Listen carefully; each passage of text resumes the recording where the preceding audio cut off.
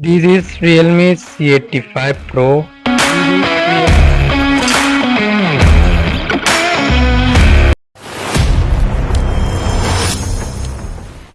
This is Realme C85 Pro. তো এটা গত কয়েক মাস আগে রিলিজ হয় বাংলাদেশের মার্কেটে। তো এটা আমাদের কাছের একজন এই ফোনটা কয়েকদিন আগে পারচেস করে। তো ভাবলাম একটা রিভিউ ভিডিও বানাই।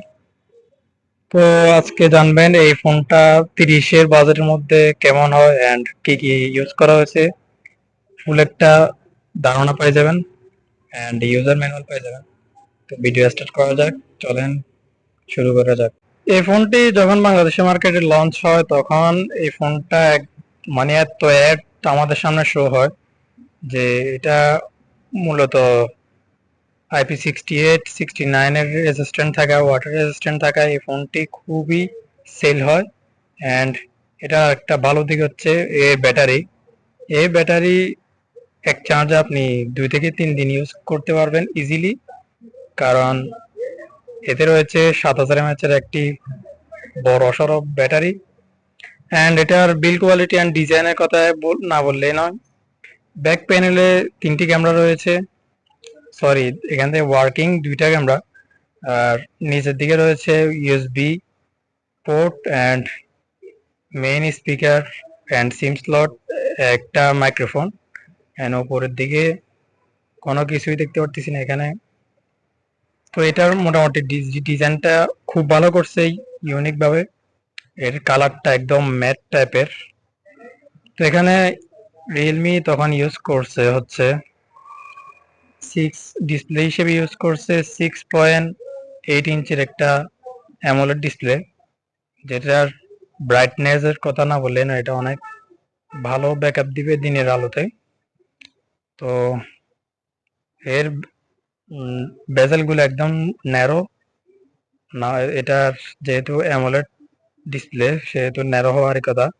উপরের দিকে রয়েছে একটি ক্যামেরা কাটআউট, যেটি একদম স্লিম ছোট করা হয়েছে। তো এটার চিপসেট হিসেবে ইউজ করা হয়েছে একটি স্ন্যাপড্রাগনের কোয়ালকম প্রসেসর 685 অক্টাকোর চিপসেট। এটার র্যাম হচ্ছে 8 GB 256 GB। তো এটাতে রয়েছে প্লাস 16 GB পর্যন্ত র্যাম বাড়াতে পারবেন। অ্যান্ড এটার ব্যাক প্যানেলে মেইন ক্যামেরাতে ইউজ করা হয়েছে 50 মেগাপিক্সেলের একটি ক্যামেরা, একটি ম্যাক্রো ক্যামেরা অ্যান্ড সামনে রয়েছে একটি 8 মেগাপিক্সেলের ক্যামেরা। তো মোটামুটি এর ক্যামেরা আউটলুক ইউজফুল।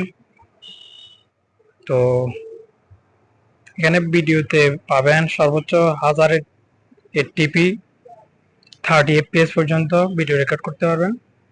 তো সবকিছু ইউজফুল। অ্যান্ড এটা লঞ্চ হওয়ার সময় অ্যান্ড্রয়েড 16-এ লঞ্চ হয়। কালার ওয়েস সরি রিয়েলমি ওএস 7 দিয়ে লঞ্চ হয়। তো ওই হিসেবে একদম পারফেক্ট। অ্যান্ড এর ডান পাশে রয়েছে অল বাটনস। অ্যান্ড ওভারঅল ফোনটি ব্যাটারি সেগমেন্টে বানানো হয়েছে। তো সেহেতু আপনারা এক চার্জে 2 থেকে 3 দিন ইউজ করতে পারবেন। তো 30-এর মধ্যে এই ফোনটি অনেক ভালো একটা চয়েস। যারা নতুন নতুন ফোন কিনতে যাচ্ছেন তাদের জন্য চয়েসে এই ফোনটা রাখতে পারবেন। তো আজকের মতো বিদায় নিচ্ছি। সবাই সুস্থ থাকুন, ভালো থাকুন, আল্লাহ হাফেজ।